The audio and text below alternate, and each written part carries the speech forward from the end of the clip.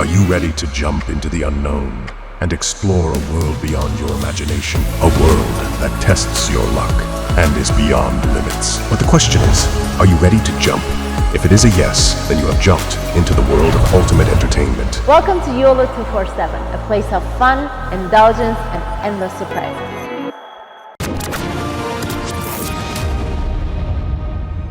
भारतवर्ष इसका नाम है, भारत से इसका नाम भारतवर्ष पड़ा है हमारे देश का। तो ये तो पुरातन काल से चला आ रहा है। हाँ, हमारे संविधान में जरूर इंडिया दैट इज भारत लिखा है। जय हिंद दोस्तों, मैं हूं मेजर गौरवारी और आप देख रहे हैं आज की ताज़ा तरीन खबरें ऋषि सुनक की। ऋषि सुनक ने ये बोला है अभी और आज ही की खबर है। उसने बोला है साहब कि भारत के साथ हम खड़े हैं और कोई भी एक्सट्रीमिस्ट बिहेवियर यूके में टॉलरेट नहीं होगा। यानी कि साफ साफ खालिस्तानियों के खिलाफ बोला है कि एक्सट्रीमिस्ट बिहेवियर यूके में टॉलरेट नहीं होगा। मैं कहना चाहता हूं ऋषि सुनक साहब, आज तक आप एक्सट्रीमिस्ट बिहेवियर ही तो टॉलरेट कर रहे हैं यूके में।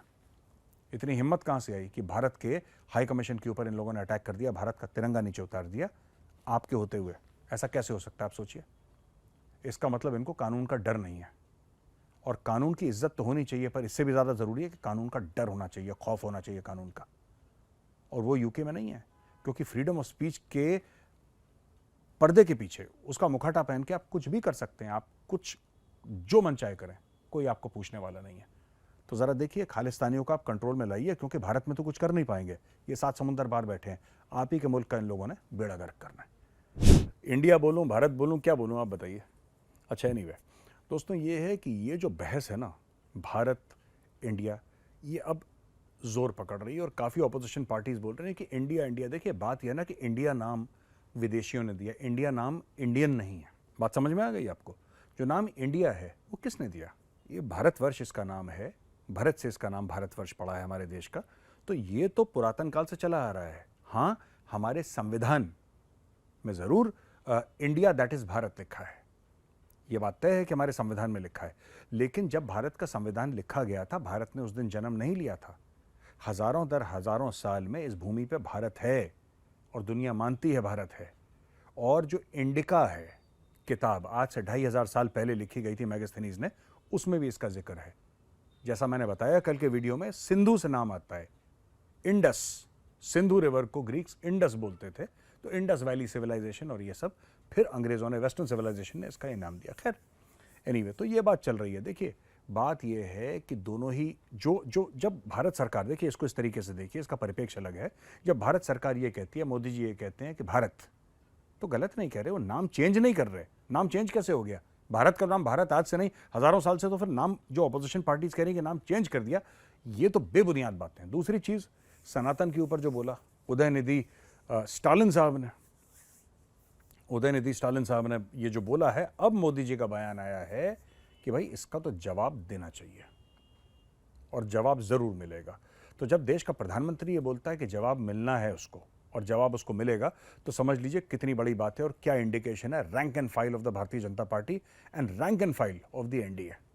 ये पूरी की पूरी जो पार्टीज हैं जो मिला के एनडीए बनती हैं, उनके रैंक एंड फाइल को ये संदेश है कि अब इसको हेड ऑन लो आप इसको बिल्कुल। और इसको मैं भी यही समझता हूं कि हेड ऑन लेना चाहिए और इसके ऊपर बात होनी चाहिए। There should be conversation regarding this, that you can't pass a comment like this. आप इस प्रकार के कमेंट आप पास नहीं कर सकते कि सनातन को ये कर दो, सनातन को वो कर दो। किसी और धर्म के बारे में इनकी हिम्मत है बोलने की?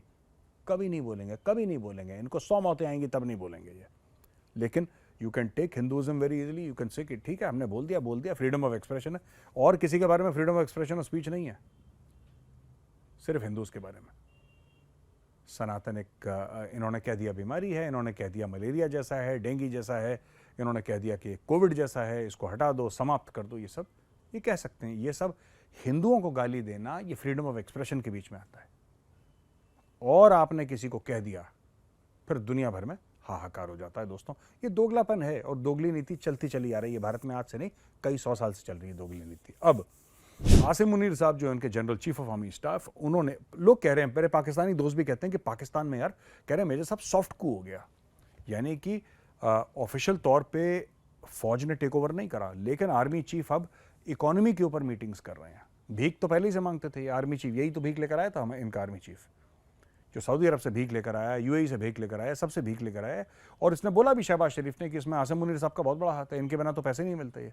इसका मतलब पैर किसने पकड़े शेखों के? सोचिए ना, कौन शेखों के सामने इंसान से कालीन बन गया जो ज़मीन पर भिज गया? वो तो आसिम मुनीर है जो कालीन बन गया शेखों के सामने।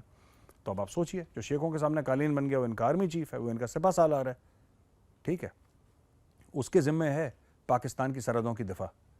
अब वो जो बंदा है वो सरहदों की दिफा की जगह, क्योंकि रोज टीटीपी वाले ठोक रहे हैं इनको, दर्जनों के हिसाब से पाकिस्तानी फौजियों को मार रहे हैं, वो बात कर रहा है कि साहब जो डॉलर है ना, डॉलर में पारदर्शिता जो है वो कायम रहेगी, आप चिंता मत करिए। इकॉनमी ठीक हो जाएगी, चिंता मत करिए। मैं इन्वेस्टमेंट लेकर आऊँगा, ये मेरी गारंटी है, चिंता मत करिए। ये सब चीज़ें फाइनेंस मिनिस्टर को बोलनी चाहिए, पता है। और फाइनेंस मिनिस्टर कौन है पाकिस्तान का किसी को पता नहीं है, ये मुझे भी नहीं पता, वायदे में खुल के बोल रहा हूँ आपके सामने, क्योंकि यही भाई बोलता रहता है पूरे दिन फाइनेंस के बारे में। जो इनका आर्मी चीफ है पूरे दिन फाइनेंस मिनिस्टर की तरह बात करता है, और फाइनेंस इसको आता नहीं है, इसलिए पाकिस्तान का फाइनेंस गोल है।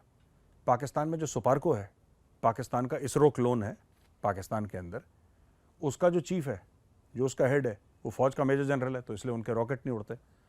यहाँ पे इनकी इकॉनमी नहीं चलती, वहाँ पे उनके रॉकेट नहीं उड़ते। हर जगह गलत बंदा फिट कर रखा है, हर जगह फौजी फिट कर रखा है। आपको पता है, बिजली के लिए, बिजली कनेक्शन के लिए अब ये फौजियों को डाल रहे हैं सड़क पर लोग, क्योंकि बिजली के बिल फाड़ रहे हैं, बिजली के मीटर तोड़ रहे हैं, खंबे उखाड़ रहे हैं, तो ये कह रहे हैं फौज को सड़क पर डालो उनको कंट्रोल करने के लिए। हर चीज़ फौज करेगी। पाकिस्तान में दोस्तों सॉफ्ट कू हो चुका। और आखिरी खबर है दोस्तों, अगर ये वीडियो पसंद आए तो उस वीडियो को लाइक जरूर करिएगा। मैं फिर कल मिलूंगा एक नए वीडियो के साथ, तब तक के लिए जय हिंद।